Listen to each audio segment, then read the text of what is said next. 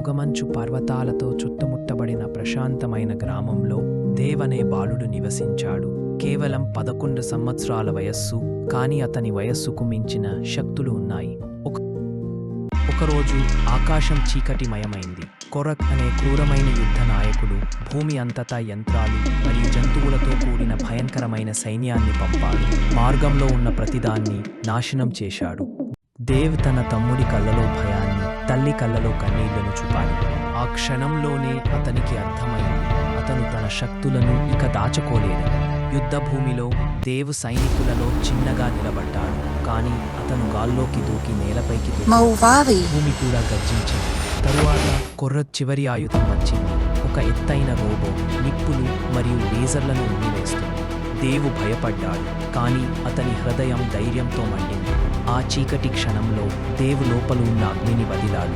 అతని ఛాతి నుండి ఒక ప్రకాశవంతమైన కాంతి వెలువడి అతను ఆ రాక్షసుడిని చంపేశాడు. యుద్ధం ముగిసింది. దేవు తన గ్రామానికి తిరిగి వచ్చాడు, కీర్తి కోసం కాదు, కానీ అతను ప్రేమించిన ప్రజల కోసం.